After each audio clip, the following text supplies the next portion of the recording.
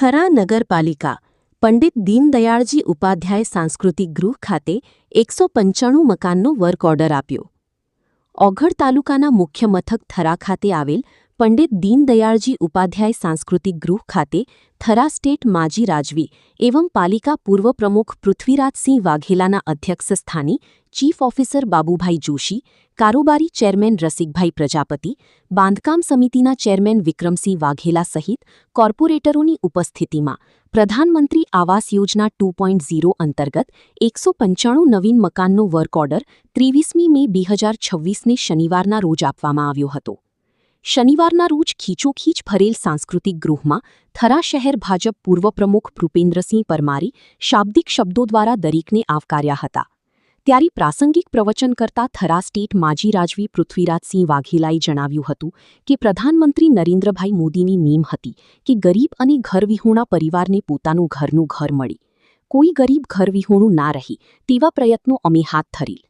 થરા નગરપાલિકામાં જ્યારથી ભારતીય જનતા પાર્ટીએ સુકાન સંભાળ્યું છે ત્યારથી અમારી બોડી સતત ગરીબોની ચિંતા કરી રહી છે।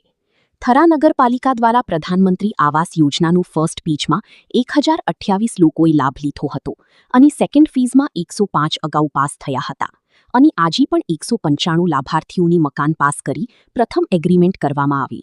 આ એગ્રીમેન્ટ ભાવિનભાઈ પ્રજાપતિને આપવા જણાવ્યું હતું।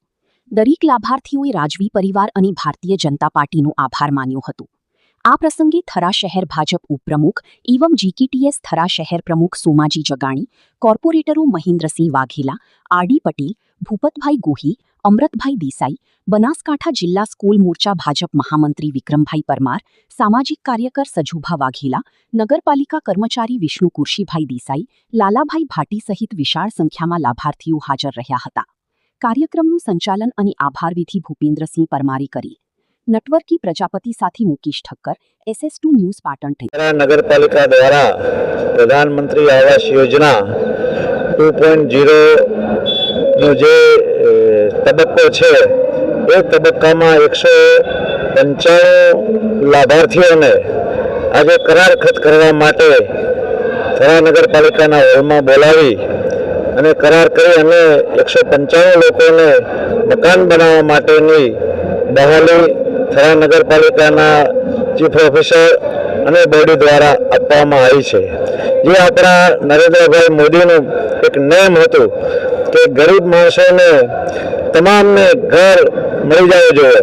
એ તબક્કે અમારે થરાની અંદર જ્યારે અમે ભારતીય જનતા પાર્ટીની બોડી બેઠી ત્યારથી અત્યાર સુધી 1028 1.0 એટલે કે પહેલા તબક્કામાં આપ્યા હતા અને બીજા તબક્કામાં 108 મકાનનો બીજો હપ્તાનો ચાલુ છે અને અત્યારે 195 મકાન જે 2.0 નો બીજો હપ્તો ચાલુ થઈ ગયો છે। તો થરાની અંદર તમામ વ્યક્તિઓને જે મકાન મેળવ્યા છે એમને મકાન મળે એ જ હેતુ અમારા થરા નગરપાલિકા અને બોડી દ્વારા ભારતીય જનતા પાર્ટી દ્વારા આપવામાં આવ્યો છે।